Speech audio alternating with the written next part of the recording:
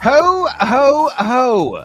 Happy holidays, everybody, and thanks for checking in your last-minute plans. I know it's probably busy heading into Christmas, less than 48 hours away, but it's great to have you in here on a Monday afternoon. I'm your host, Shad Dales. Today's show going to be on the lighter side. We're going to bring in a few people, kind of an open house, just have some people come in, wish everybody happy holiday season, talk about maybe some of the highlights that we can look back over the past 12 months as well. What we can anticipate heading into 2025. A lot of the same narrative that we've been discussing over the past couple of weeks. So it's good to have you. Happy holidays. Let's welcome in Anthony Vrell here on a Monday. How's it going?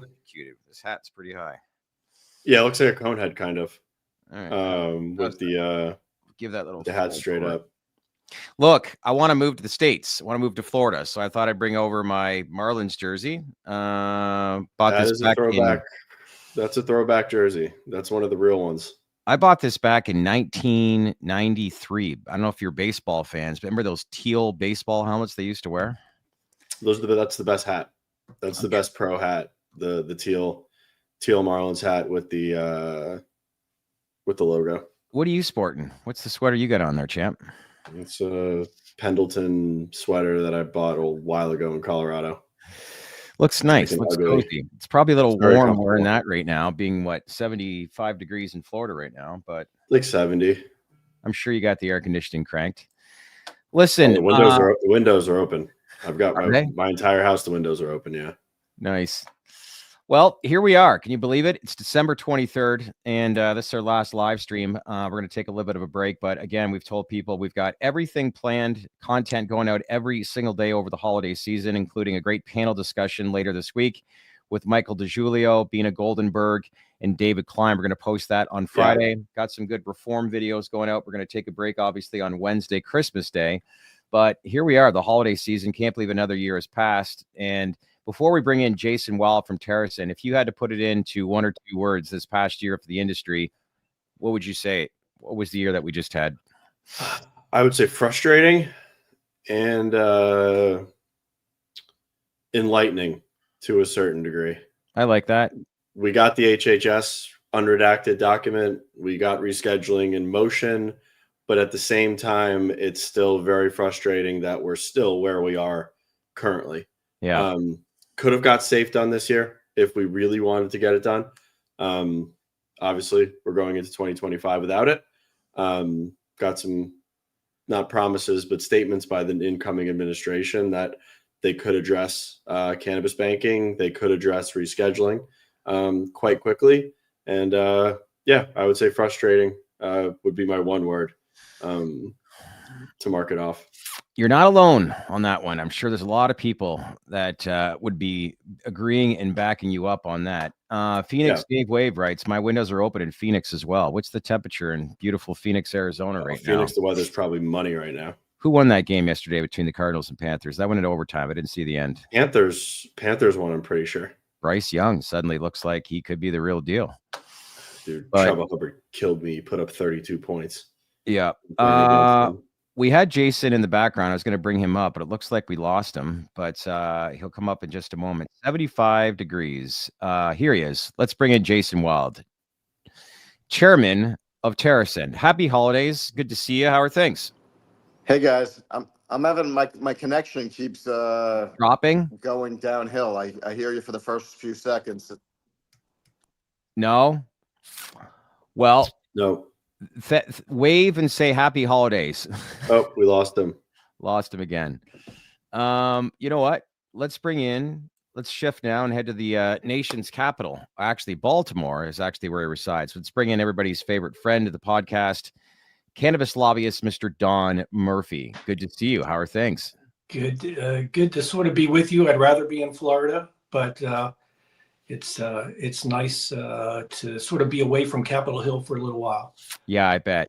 What's the last couple of weeks been like for you? You've been probably still doing what you're doing, but at the same time too, taking things a little bit slower and waiting for next year, I assume, correct? Yeah, honestly, as it became evident that we were not going to get a separate floor vote on safe banking, sort of the wheels fell off the motivation.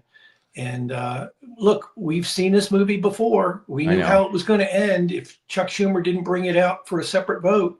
and we got the same thing we got 2 years ago. So for Christmas, we'll get coal in the stocking, and if it stays there long enough, it'll be a diamond.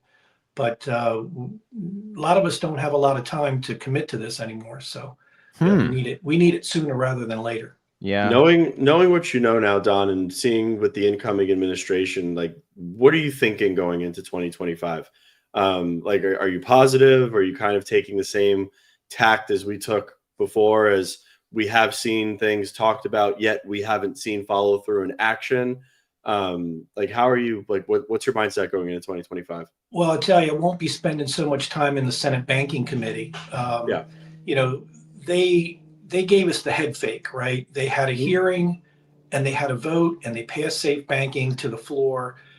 Honestly, they did their job. I have no qualm with what Sherrod Brown did or that committee did. But I'll tell you what, next session, it's going to be run by Republicans, by Tim Scott, who did not support safe banking. And our sponsor, our Republican sponsor, Steve Daines, won't be on the committee. So there will be very little effort on my part put into passing safe banking out of the Senate. I think what's going to have to happen is we're going to have to move it in the House this time first. We'll have a new financial services chair, French Hill from Arkansas, who voted for safe banking in the past. So we have a new chairman in a better position than we were, in this session. So that's probably where it's going to have to start. I think we're going to get some help from the administration, the new administration. President Trump has said he supports safe banking and a number of other provisions of cannabis reform. So I think they're going to be Republicans in the Senate who will go along with whatever the House does. They won't make a big deal about it, but they've already had hearings. They've already had votes. They can put this in as part of some separate package without a whole lot of fanfare. So I feel pretty confident and pretty good without blowing a whole lot of hopium. But there's a lot of reason to be optimistic with this new administration. Speaking of the House, I mean, we saw some theatrics last week with Mike Johnson, Elon, and Trump around the CR. Do you think that Mike Johnson is still in that seat come 2025? And if so, like, is he going to be the one that, let's say, Trump just gives orders down and is like, we got to get this done. This is part of our agenda. Let's get it moving. Honestly, I don't know who would replace him. I'll tell you this. If Trump wants him to be the speaker, he'll be the speaker. Okay. It's just that simple. Yeah. And I think he will go along with, and I've always thought this, he would go along with the safe banking vote, and he'll go along with broader reforms, which I actually think we can get in the next couple of years. Do you feel a lot more optimistic?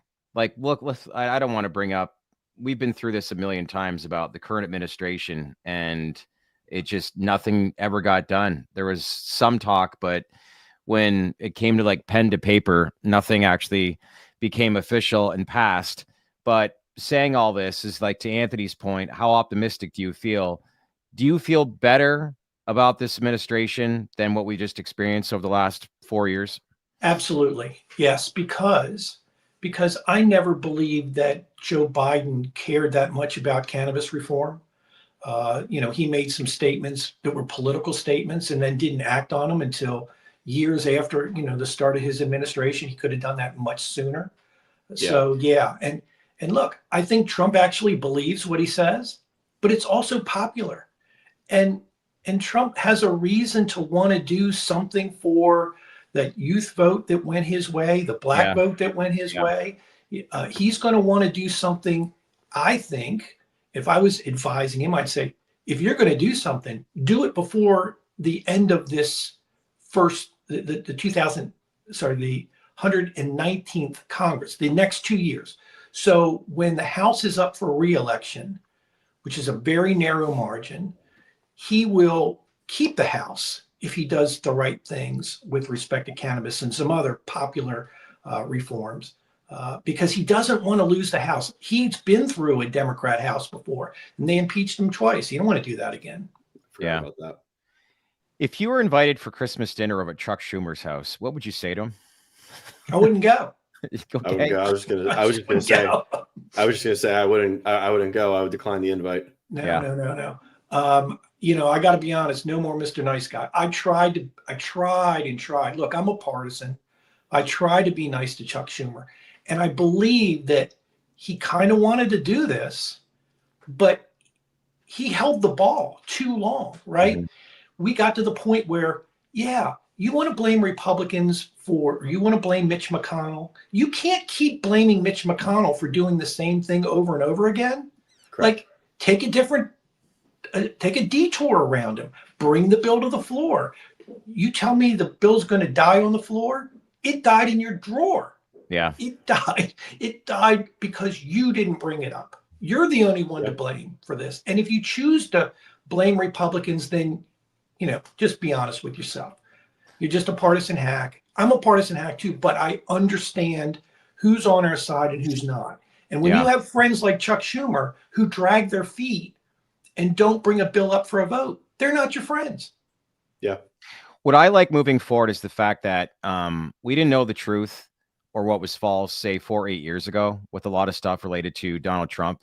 This weekend, I forget the representative was on CNN. One of the reporters was saying, like, isn't it concerning that there's an unelected official that looks like he's actually running the country right now, referring to Elon Musk? And the person's response was, well, what would you say in response to George Soros and what he's done over the past decade? And I think people just see right through that now and understand where we're at. So that's the encouraging thing I find with regards to politics, the political game. Yes, it relates to cannabis. We all know where it is. We've been down this road before. And if it's a popular vote, I forget what the stat is. Like, what's the across the U.S.? Isn't it close to 70% would like to see cannabis fully legalized?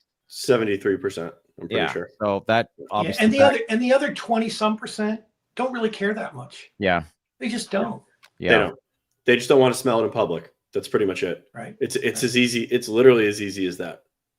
Yeah. And by the way, I don't think we do ourselves any favors by advocating people smoking in public or having these big smoke-ins on the mall at the Capitol. Like, those are the kind of things that don't help our cause at all.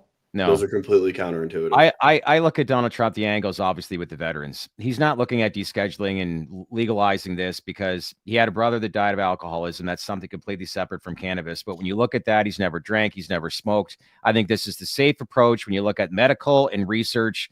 And quite honestly, as we know within this space, something that big in our arena that we work in would be massive for this industry with the rescheduling and the proper banking, because America first, and these companies need to be uplisted on major exchanges, which is great. But I sit here and say, like, let's bring on 2025 and see what happens. I do think something is going to happen, and I feel optimistic about it. And clearly you do too. And look, I still feel very optimistic about Schedule 3. I think Trump has the capacity to do even more than that. But I think the least we will end up with is Schedule 3. Yeah. You got any plans for the holiday season? We might hop in the car and come to Florida. Nice. but we don't have any, we don't really have any plans, no. Nice. Where in Florida, if you do go? Any idea? Stewart. That's nice. Where? That's a little north of West Palm Beach. Oh, nice. I got to book a trip. We got to get together. We got to do a podcast on the beach. What do you think? Well, we could do a podcast on Capitol Hill. It would be beneficial for you guys to be there in January and see the new Congress and who's there and go meet, and especially those confirmation hearings. So those are going to be very telling. When would be the best day to go? Obviously not the day that he's sworn in, because that's going to be crazy, but you're suggesting a couple days after that? No. Actually, the new Congress, and just by the way, we are currently in the lame duck session. Yep. It's like technically it's kind of over because they're not coming back, but this time right now is the lame duck. But it's, for all intents and purposes, it's over because they're not coming back. Those who are not running for re-election, right? They're not coming back, and the new folks will come in on January 3rd. They'll be sworn in on Friday the 3rd. That's one of the reasons I may not come down to Florida. There's a very tight window of time for me, because I want to be back for that, to meet the new members, start talking to them, and see some of these cabinet secretaries who are up for confirmation hearings, and to attend those hearings, to talk to members, to sort of get the cannabis question interjected into the discussion and the questioning, for sure, absolutely. Yeah. Well, listen, God bless you for the work that you do and the motor that you have and how you continue to push this industry in any capacity that you can do moving forward. But on behalf of Anthony and I think the entire audience here at Traded Black, we want to say thank you for continuing to come onto our podcast and providing, obviously, even the trips for Washington that we've come out and seen you as well. It's been amazing. And we're just getting started. We're going to be there more and more and more next year as well. And we appreciate, obviously, the time that you've spent. So wishing you and your family a happy holiday season, okay? Same to you and everybody who's watching. Appreciate it. All right. Thanks, Happy Don. holidays, Don. Yeah. All right. Let's so bring in, Mr. Wild. Yeah, he feels optimistic. And let's bring in chairman of TerrAscend, which trades at the TSX under the ticker symbol TSND. How we doing now? Better? I think so. All right. Hold my breath a little bit. Sorry, you guys just kept a couple seconds, and every time it would just start to break up. But now it sounds better. I listened to your whole conversation with Don. That was very informative. Yeah, I thought it was Nice to see you. interesting. But that's the sentiment that we've heard the last couple of weeks. Like, I get it. Like, people are looking at stocks right now. They're at 52-week lows. They're frustrated. There's no real certainty of what's going to happen moving forward. And the last thing they want to hear is that, hey, we're feeling optimistic about this new administration. However, that is the truth right now. Like, that's the feedback that Anthony and I have received. And again, the future will obviously define that. But how are you feeling going into 2025? I feel relatively optimistic. I mean, we've all had to use the peanuts analogy with Lucy, we've all had the football pulled on us right a few years in a row. But yeah, the good news is that Lucy's not going to be there holding the ball anymore to a certain extent. Get out of here. Got a new regime in town. Yeah. How would you define 2024 for the industry? For the industry, yeah. I mean, I would say it was slow. I heard your word you used was frustrating. It was certainly a frustrating year. There wasn't a whole lot of progress either, on a federal level. I mean, I know rescheduling is working its way through, I guess, slowly but surely. But I think there were a lot of people that were hoping that was going to happen this year, not having it be a 25 event. And then it was disappointing to see what happened on the state level as well, in terms of the Florida vote not going as all of us had hoped. So frustrating, but I've learned from investing over 20-something years that things always take longer than you expect. My timing as an investor has never been perfect, but as long as it usually eventually works out, just not with the timing that I expected, which is a good reason not to trade options, because you have to get the timing and the direction right. Very much so. That's a good point. One other word that Anthony also used was enlightened. And I like that because I think we know where we stand now as an industry. This was never a topic of conversation, regardless of you went. And I think the conversation did begin. There's a lot of people that are unaware, especially in Washington, as to where this industry currently sits right now. Other than the people that follow it day in and day out, that look at these share prices, they've known this for quite some time. But outside of that core cannabis audience, the enlightened part is that it became a story outside of that. And with that, I think some people that can, elected officials that can change things, are now becoming more and more informed. Are you seeing and hearing that?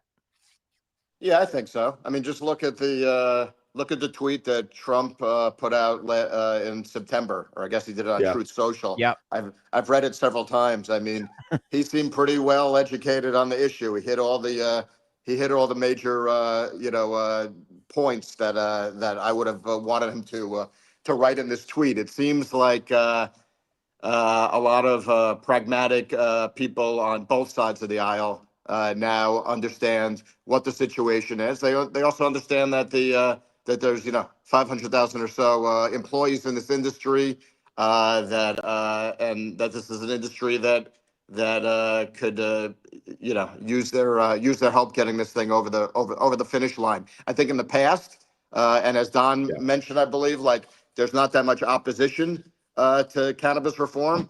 I've felt for the last few years, it's not that there's much opposition. There's just not enough politicians who care enough maybe with I don't know, maybe one of the sort of silver lining of the distress that the stock prices have gone through, and that a lot of companies are going through. Maybe it's waking up some of their politicians and realizing that they need to do something. There needs to be just a little bit more urgency. Yeah, I mean, looking back at what Shad had asked with how would I define 2024, I mean, one other word I would put also is hemp. I mean, we've been talking about hemp for the greater part of 2024. Obviously, it's been around for much longer than that, but I think it's 2024 was finally the cannabis industry was put on notice, like hemp is here and hemp is thriving. How are you guys looking at hemp or evaluating hemp at TerrAscend? And is this something that you think you guys look at in the future, or it's kind of like, let's see the viability and the changes in the Farm Bill, which as of, I think, last week, we now have a continuation of it, at least for the next year. Yeah, I wish Ziad was able to make this, because he's been doing a lot of work on the hemp side. He's actually Nice. on his way to some event that Donald Trump Jr. is going to be at, and he's nice. I told him to work his magic with Donald Trump Jr. and try to get some good FaceTime with him. I would say that I feel like there's states that are more affected by hemp than others, and knock on wood, I feel like we have. Don't get me wrong. It's definitely hurting. Practically all the cannabis businesses around the U.S. I would say that we've been fortunate. I think that most of the states that we're operating in, the states have been pretty active in terms of trying to limit the hemp penetration of hemp, at least the stuff where it's clearly like calling it THC, what is it, THCA, THCA, and all the rest, where it's not really what we think was meant by the Farm Bill when they originally passed it. It certainly in other states, it certainly has been more of a threat. I think more so maybe a lot of the states that are a little behind things, where say Florida, Texas, places like those. It was certainly disappointing seeing Governor DeSantis come out and veto that bill that was brought a few months ago. I mean, it just exposed the complete hypocrisy of all the statements that he's made and all the reasons that he's against. People have Florida have spoken, but 58% voted in favor. Total nonsense. And all the reasons he was against, cannabis legalization. He didn't seem to mind if it's all, gas station weed that's coming from God knows where, and coming from China, and untested, unregulated, adulterated. So that has certainly, in certain states, it certainly has been a major threat. We're looking at it, not necessarily. I think some others are looking at it as a way, as almost like a hedge for their business. But since we're not in that many states, and we're in 5, going on 6 states, we're looking at it as more of an opportunity to enter states where we don't currently operate, and see how we can do that from a hemp perspective. It's also maybe, we've looked at it as a way to sort of precede some of these markets that we want to eventually enter on the cannabis side, preceded with some of our brands on the hemp side. The only thing I would say, though, is I know everybody, a lot of operators talk about how it's, really impacting their business, and I don't doubt it. But when you go around and you talk to, we've spoken to a lot of hemp companies, and none of them are doing, or very few of them are doing all that much in sales. It seems to be extremely fragmented. It's hyper fragmented. Look at the ads you got to hit on Instagram. I get hit with 20 ads a day from 20 different brands. They've basically commoditized the entire space. It's whoever gets hit with the most ads, it seems. Is the people that are buying those products. Well, they've been held back forever as far as restrictions. So now they've got their opportunity. It's kind of like when sports betting became legal in certain states. It's just you're flooded with these ads. And how are you thinking about Pennsylvania? Do you think we're sitting here this time next year and we're looking at an adult use market potentially converting in PA? I think we are. I was at a dinner that was supposed to be with Governor Shapiro, and the same night, the same day, the United Healthcare Oh God. CEO Okay. killer was or accused killer was arrested in Altoona.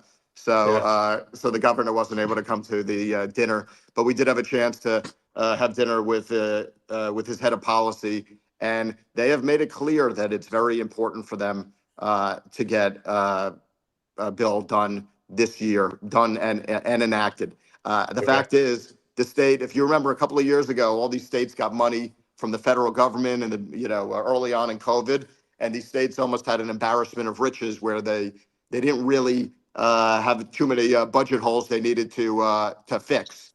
But at this point, the state of Pennsylvania needs that money from this program, and they're also seeing that they're surrounded on practically all sides by states that have already legalized recreational cannabis, and Yeah. they're losing all that business. Everybody's driving over, all the borders. I mean, we have, our best store in the country is right across the river from Easton, Pennsylvania. There's lots and lots of Pennsylvania consumers that are going to other states to buy cannabis, and the governor wants to see those taxes, go towards the state budget. So budget comes out in early February. I think that he's going to make a strong push to get something, to get a bill, signed in the first half of the year. Yeah, I keep hearing it's a negotiation process now, and things do look in the right direction that adult use at some point will be announced in Pennsylvania in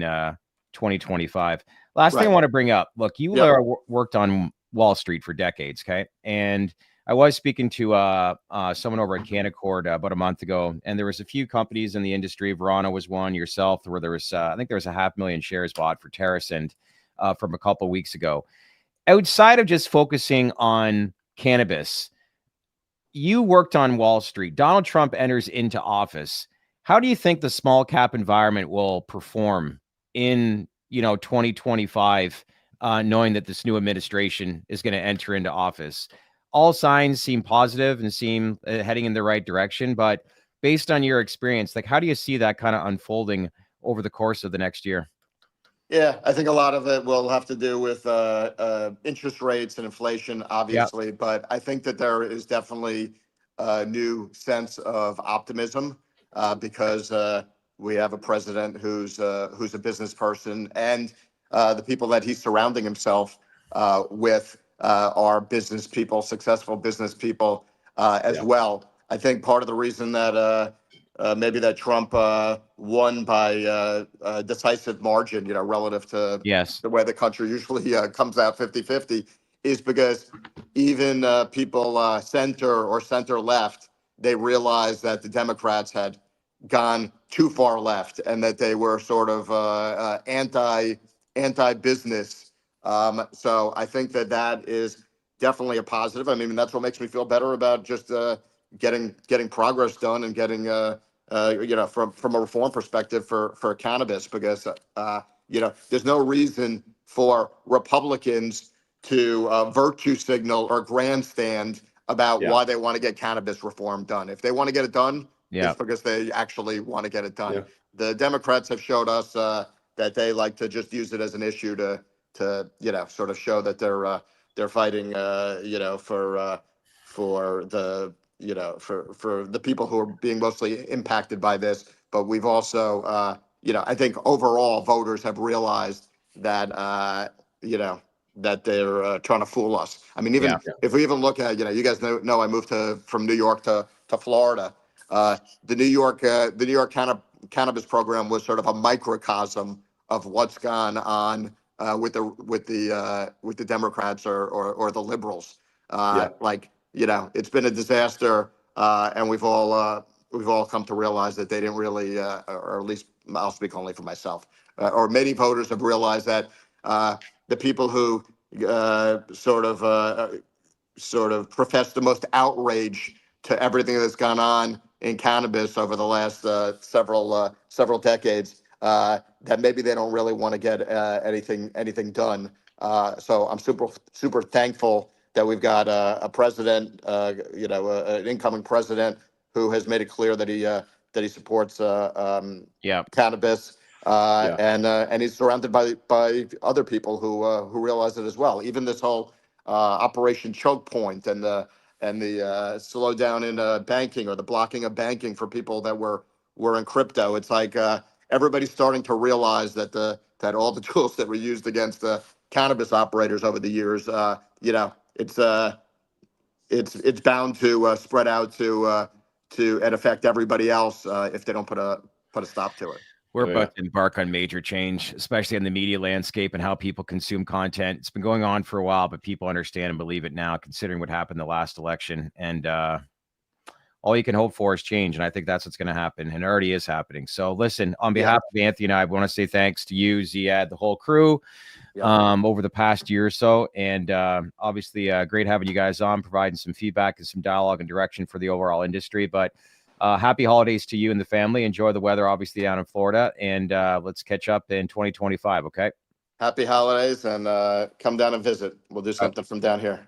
Well, like I said, I got the Marlins jersey. I'm hoping you can sponsor me, because I hope to be down there in due time. But in the meantime, I'll stick to this overcast and 32-degree weather. How's that sound? Sounds good. Sounds Thanks. good. Thanks, Jacob. Happy holidays. Take care. Merry Take care. Christmas. Bye-bye. Good guy. Really good guy. You know what? Just keep this open house flowing here on a TDR Traded Black on a Monday. And we had Don Murphy on, another good guy. Michael Bronstein from ATACH now joins us. And what an event you invited us to in Las Vegas at the Country Club.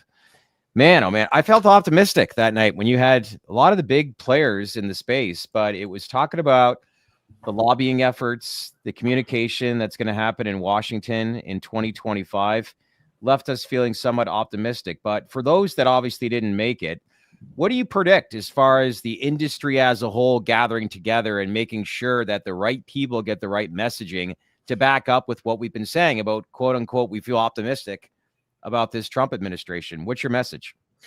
It is critical that in the new year, folks are together, that we're speaking, from the same page, and that advocacy is focused and pointed. All right. No question about that. And look, I made that clear at the Las Vegas Country Club, which, by the way, gentlemen, it was great to see you there. And thank you for coming. It was a heck of an event, a 10-year anniversary for ATACH. 10 years in Las Vegas. Amazing. And it was great to have you there. But I'll just say, from an industry perspective, we are optimistic. It has been a tough couple of years. It's certainly been a tough 12-month period in the industry, as we look at it. But the other thing that we've seen is we do see the promise of the industry unfolding, and also the proof point of this industry about whether it could succeed and what the future would look like, right? And so we have to do everything we can to make sure that it happens, that we realize these things, because what's abundantly clear, and what's been abundantly clear over the last couple of years, is that politicians certainly don't understand the industry enough, right? And there are some champions, to be sure, and it is a lot better than it once was. But we have an industry now that, and I heard Jason earlier say almost 500,000 employees in it, right? It's serious, right? It's a serious industry. We have a lot of things that we have to deal with in this next year. And by the way, one of the reasons why I think we come on here and we're talking politics so much is just because of how much regulation and how much change is actually needed, right? Imagine a day where we get to come on here and the political considerations of what's going on are sort of in the background, right? That'd be nice. That's kind of the day that we want. That's kind of the day that we want to go forward with. We want to be successful at the politics so that it doesn't really matter necessarily. Well, the goal is for you to become a third host of this podcast, and we're at Mar-a-Lago interviewing Donald Trump. Do you think that happens? I think that there's no way it doesn't happen in the new year. That's good. That's the answer. I love so that. Do you think that we come out of the year next year at this time saying that one of the major themes of the end of the year was unity, where we actually saw the industry come together and speak with like one consolidated voice to be able to convey the message, to educate the legislators and the politicians on what we actually need. Well, I think really what you need is alignment, right? Yeah. So, unified a message around certain things that need to be done, but also I think providing the tangibles and the blocking and tackling that needs to be done in that way too, right? That's an operations problem.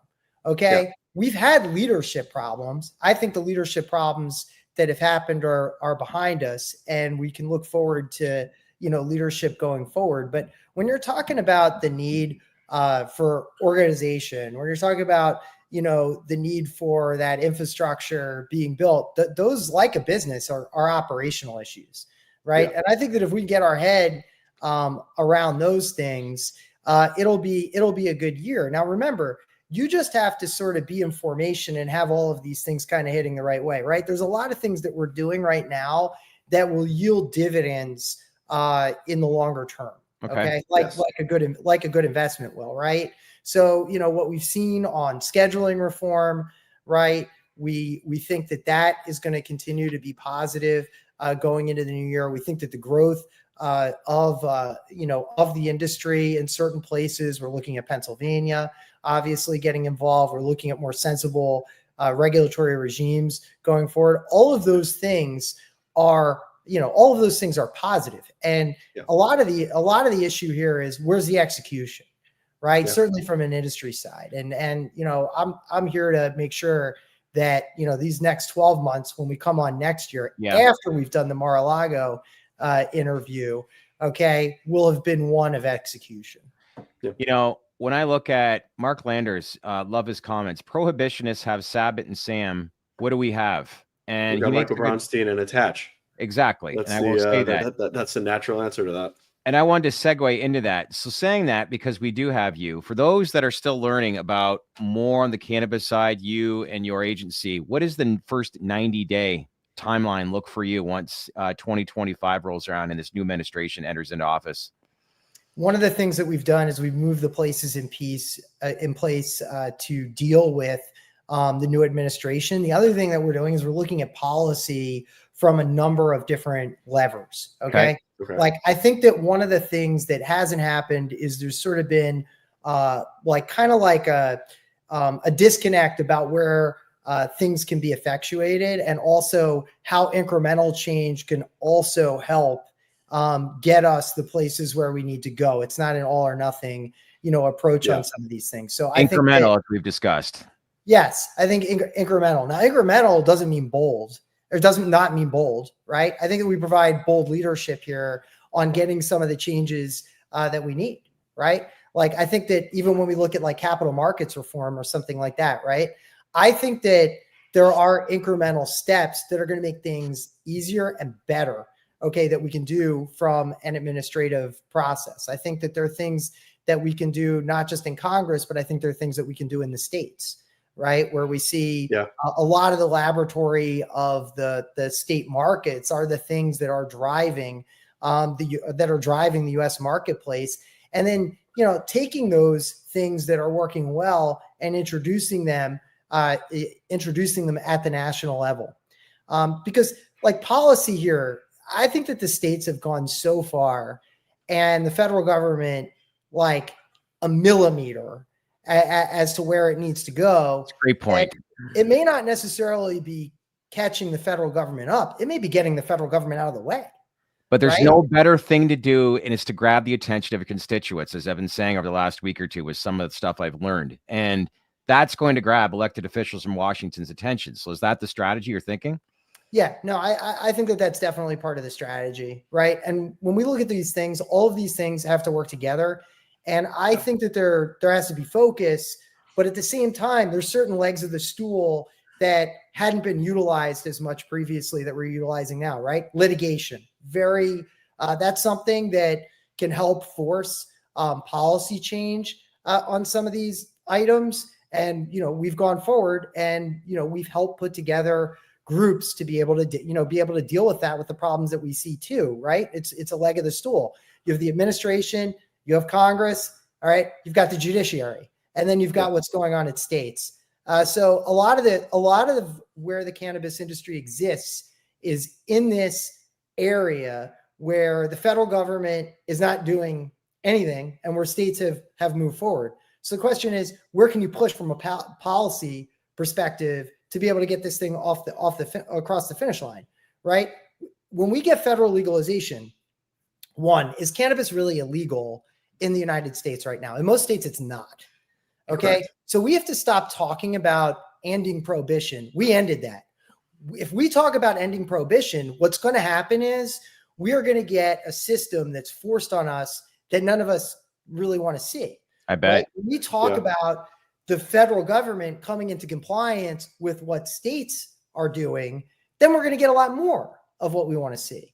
So I think that we have to think about the market and how that's developed, and let's meet people where they are. Yeah, Because I agree. That's the only thing we will achieve all that we need to achieve just by meeting people where they are, because they're with us.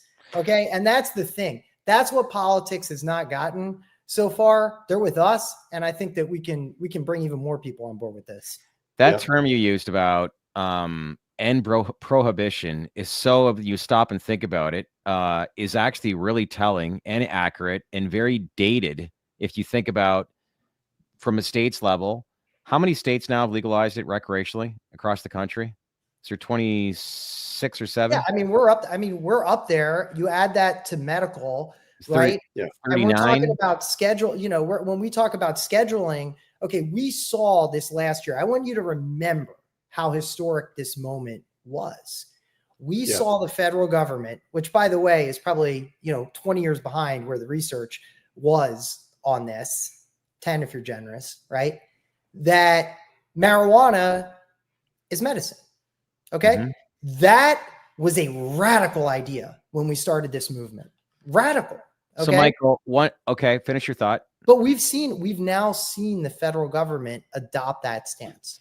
But I love what you're saying, but federally, going back to one of the points you just made, making the argument that marijuana is medicine and treating it as a medicine, couldn't that also put us into a system with rules and regs that we didn't really ask for off the bat, looking at how medicine is regulated in this country, like true medicine? Well, that's why I see the need to argue about what has gone on at the state level and why, federal legalization needs to be additive to what's going on at the state level, not subtracting. Right. Yeah.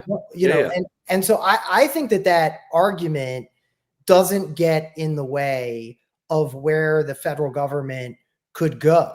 Right. And we certainly need health and safety standards. Right. We certainly need, because there are a lot of things that are going on right now. You look at the synthetic THC market right now, which a lot of those products are, masquerading as hemp products, but they're not. There's a lot of them are synthetic THC products, right? When we talk about good manufacturing practices and things that need to happen, these are things that we can bridge that should be bridged in industry to prepare ourselves for what that next step is.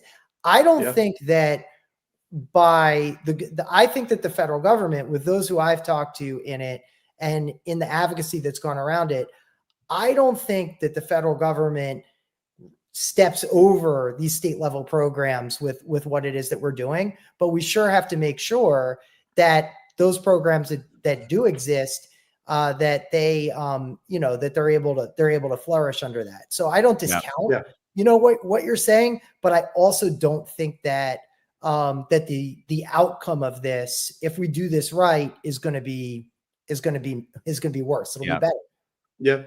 420 Media Agency, I can understand with where you're coming from. I think Michael's point is that is a major disconnect between the federal government and state governments. But go ahead. No, because Michael was correct semantically. He said end prohibition is a fallacy. That's not meaning is it legal in the eyes of the law. Cannabis is not prohibited in most states. Yeah. Like that is a true statement. Recreationally and medically, it's not prohibited. There's access to the plant. whether you want it. If we had prohibition, there'd be no access to the plant whatsoever. Yeah. And it would be it'd be a very totalitarian policy. We just You know have what- convolution all over the place. Yeah, I mean, you know what we're not going to get, like, all right, alcohol prohibition ended, and think about what that image is in your head, right? You have a black and white photo, kegs being tapped. Yeah, there was a moment, right? I don't think that's this, right? No. Well, we'll pass something, it'll change 2 or 3 things in federal law, meaningfully, by the way, very meaningfully, okay? And really what we're doing is we're bringing what we've done in the States up to, up to the federal government, and federal government saying, you know what, it's fine. We're okay.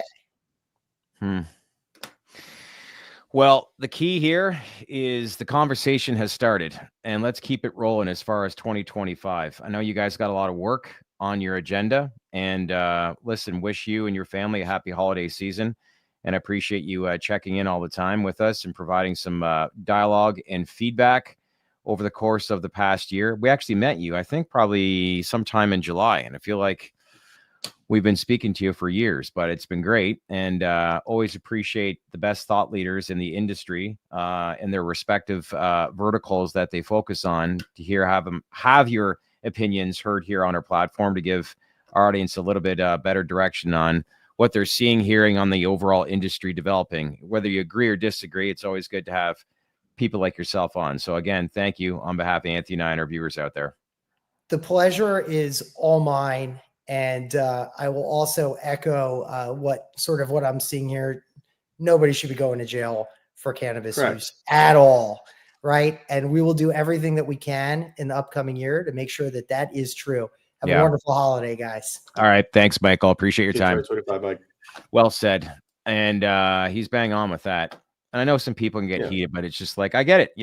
We're not here to ignore, obviously, the comments that you make. It's getting caught up in semantics. Like, they're correct. Michael's correct as well. I can see what he's saying from his point of view, that he's talking about messaging as to end prohibition probably is not the best foot forward if you're talking to politicians and talking about the overall current state of the industry. 420 Media Agency. You guys wonder why stocks are so low. It all begins with being honest with reality, not what you want the reality to be. I mean, sure. The stocks are at all-time lows.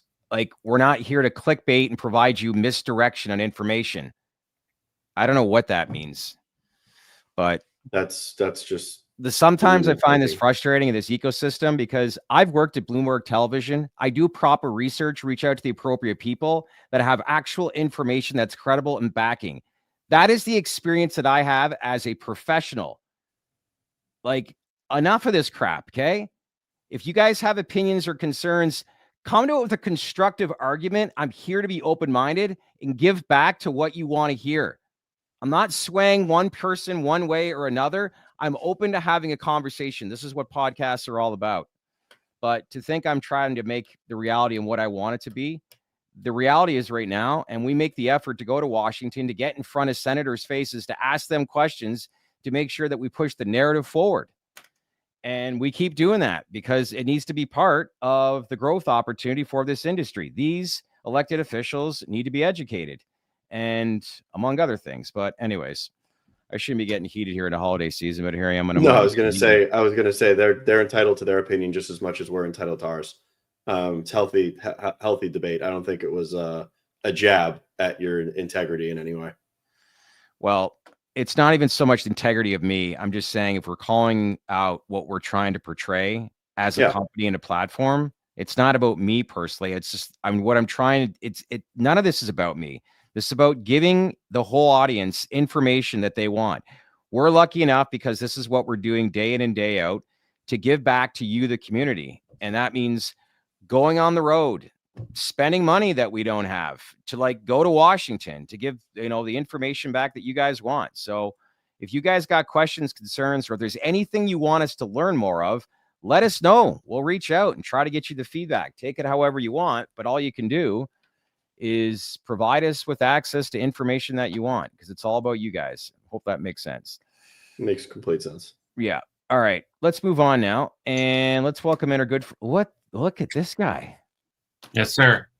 I love Merry that. Christmas, Happy Hanukkah, and welcome to the Festivus season. Brother, I love that. I don't know what you did.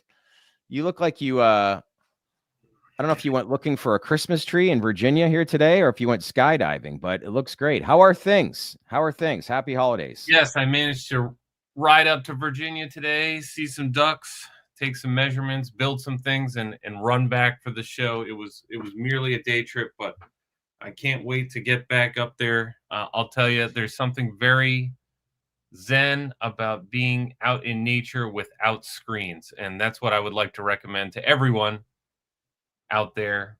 Get outside, breathe the fresh air, and look forward, not backwards. Yeah, good point. Arns, let's cue up some Christmas music. We need to make this festive somewhat. We got Guap on. Come on, have Arns. bold prediction. What's the bold prediction? Let's hear it. All right. Well, I know we did the top 10 list, and we're going to have some awesome content coming out over the holidays. That is coming out a week from today, I think. Our top 10 developments for the year. But go ahead, fire away. I'd highly recommend, before we get into any bold predictions, that everyone go watch that Big Mike clip that we put out on the TDR account. He had some pretty interesting things to say in that clip. The whole remark, you can turn that music down. I can't take it much longer. This a ruppa pum pum. I can't take it. Can't concentrate. Yeah. The thing about that clip is that the whole remark starts at minute 33:30. Highly recommend everyone go take a look at that for some alpha from the TDR account, because he said essentially Lanza's team was having golf with Elon and Trump talking cannabis. Okay. Right. So all that stuff about alignment, what I said at the end of the top 10, what's your prediction? All your dreams are going to come true. Think about the things we actually want. Decriminalization. Expunge records. Get the guys out of jail. Okay, Yeah. That's one thing we want. That's one dream that Biden didn't deliver on. Okay. Now we have legalizing medical cannabis federally. Yes. That's just another dream. That's Scheduled to 3. That's already in process. Let's give Biden credit. Okay. But get it done. Get 280E off rec sales, maybe. Med sales, definitely. Okay, that changes the bottom line completely. Safe, all this debanking narrative, it's resonating. Okay? Right. Yes. So the idea that Trump and team aren't aware, I don't care who you voted for, they're aware. They're aware. And so getting something done there, addressing hemp. Look, I don't know if it's the farm bill or a common sense set of regulations for the plant, but that's another thing we dream and want. So I'll tell you what, as is uplisting some, big movement in the safe harbor, right? Maybe a memo, rescheduling leads to this, right? Yep. These are things we could want and dream for in 2025. My bold prediction is we get more of those than you think. Okay. As a Trump hater, way more. As a Trump lover, I think you might be surprised, especially if you go watch that clip and hear what's coming out of the Lanza team. I think you might be surprised. So that's my bold, crazy prediction. Also, I'd say cream rises to the top. Watch for the players that emerge from this business contraction expansion. Yeah, I know. Watch out for some second movers, because we're going to see some wild stuff in the next 4 years. And it's never going to turn out how you think. So let's point. watch closely too. Yeah. I have nothing but great things to say about Big Mike from Friday. That's what you get when somebody's been in the industry since 1999. A lot of experience, a lot of great stories. But as I said on Friday, if you do something for a long time, you get good at what you do. And when you get good at what you do, you get access to certain people that the average person does not. And for him to say what he said within the first 60 to 90 days after speaking to some advisors from Trump's team, all you can hope is some encouragement. And I think really how this industry can present itself from an economic standpoint and from a medical standpoint, because there's some obviously important issues that have to be addressed, such as people being in jail. And then on top of that, military veterans. That's something that I see aligned with how Trump's going to view a lot of this stuff. But We're about You to find out. Surprised, folks. Yeah. That's all I'm saying. And that's my big, bold prediction. Also, I'd just like to say on a personal note, this is the 1-year anniversary of me showing up on this show. You guys, I met you one time for 10 minutes. Anthony followed me on Twitter, and you guys gave me a shot. You said, "Hey, just show up for the last show of the year and wow us with." And I gave full board 4 or 5 predictions for 24, and rewrote "'Twas the Night Before Christmas." So go watch the original Guap. You'll see a much bigger beard and much bigger glasses. But I would just like to say on a personal note, it's been amazing to be on this show. Awesome. This whole year. I've watched every single show. I've watched every single interview. You guys are putting in the work, and it really helps the entire sector out. And so for any MSO exec or investor, just know that Shad and Anthony are putting in the work. I'm now working in an official capacity for them. 3 months, do an awesome job on the social media. You may notice it looks awesome, and the clips look. Check out and retweet the Big Mike clip. Let's set fire to this thing. Dump some gas and blow it up. I mean, I'm excited for 25, guys. And well, Bob, I'm not gonna lie. 12 months later, we'll say you're probably one of the getting sad. Yeah, you're one of the nicest guys that we've met, and we've had a few trips to Washington, and it's been good. It's the stuff that we've learned, but all in all, I can't believe that's been 12 months. But yeah, it's exciting to see what we've got a lot of work to do, obviously, heading into next year, but that's good. If you're busy, that's a good thing. And, crazy to think 2024 is over. But anyway, to both of you, Anthony, can't say enough, obviously, with what you've been offering. You've definitely upped your game. It's gone to the next level. Probably considered the best thought leader in this industry right now. And my goal is just to make sure everything is executed from a high production standpoint that is very professional, which I like to think I'm doing to give you people the information that you want. Phoenix, Dave, Wade, thank you very much. Thank you very much. Look at the screen. It kind of speaks for itself. Can't knock the production value of this show. That's for damn sure. Yeah. And you know what's awesome too, to all our viewers out there, thanks for coming on every single week. Again, we wouldn't be here without everybody here. And quite honestly, it's awesome to see. Like, we were happy, I think 15, 16 months ago, to have close to 1,000 views on a lot of our live streams. Those are getting anywhere between 3,000 and 5,000 now. I did a short cannabis reform video 3-4 weeks ago. It's got 130,000 views. So you keep at it and keep working towards it. It starts to grow. And you guys have done a great job on here and also on Twitter as well. And we've had clients come out to us and say, look, we've got 5 times the reach when it comes to the amount of followers on Twitter, but you guys get 5 times the engagement. And that's the world we live in now, where it's all about engagement. And how many are watching? It's who's watching sometimes. Yeah. And I'm real proud of what we've accomplished this year. I mean, I really am. And I think if we keep covering the space in this responsible way and keep spotlighting interesting stories and calling out politicians who aren't living up to their promises, doesn't matter what color they are, let's keep doing that and keep fighting. I mean, unity is important, and I'm so happy to finally see the industry preaching unity and actually getting it done with messaging. I'm really excited about the next 4 years and the progress that we could accomplish during the time.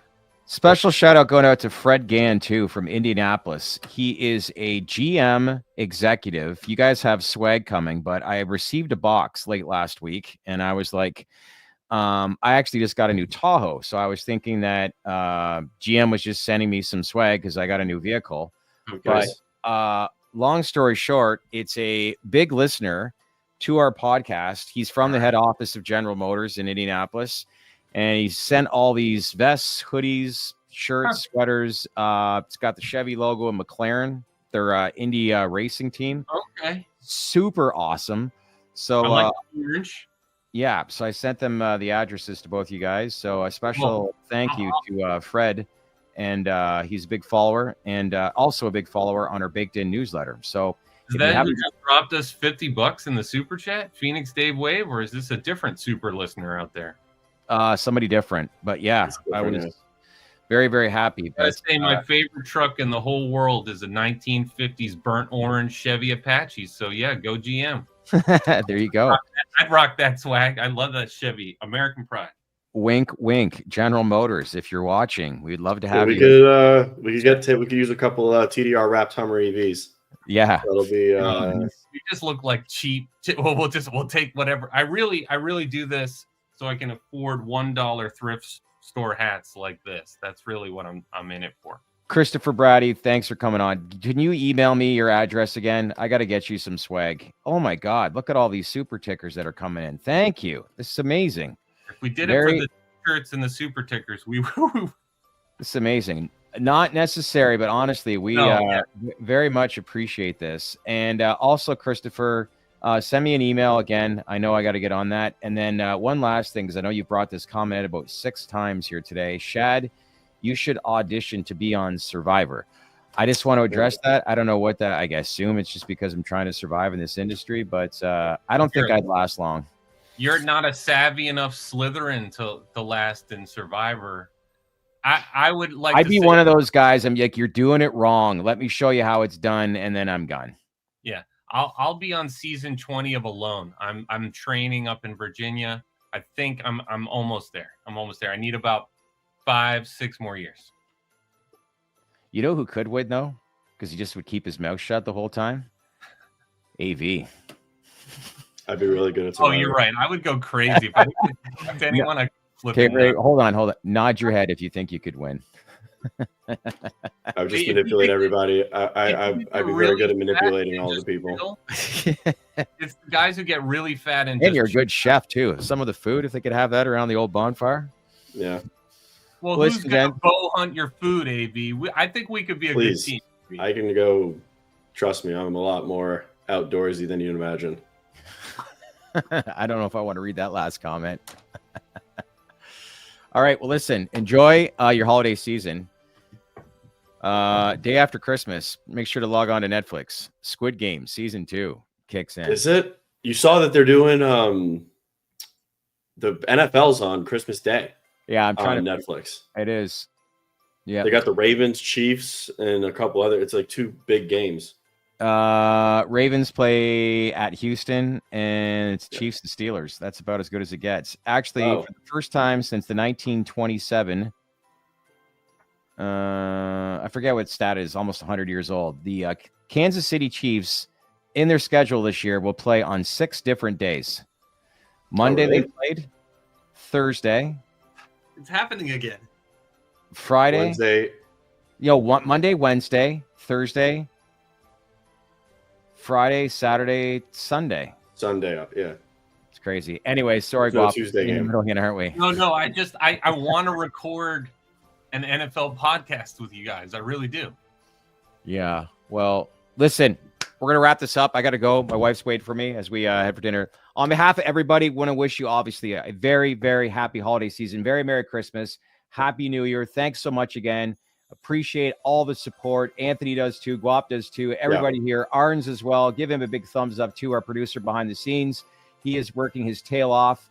Works in the middle of the night just to make sure that we get the proper production. So a special thank you to our producer Arns, who's awesome. And listen, again, wish you all the best. Here we come 2025. Stay connected with us.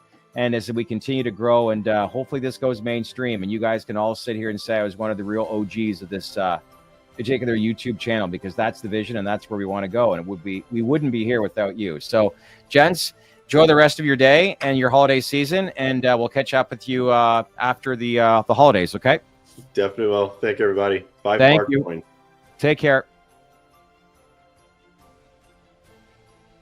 Stay up. Never come down. Hey, everybody. Stay connected here. The latest Traded Black podcast. Another great episode under the belt. What'd y'all think? Do you like what we had to say? Please leave any comments below. And as usual, make sure to subscribe to our Baked In newsletter Check us out on Apple and Spotify. And if you haven't done so already, make sure to smash that like button, leave some comments, as I said before, and subscribe to our channel because we wouldn't be here without you. Thanks again, everybody, for watching.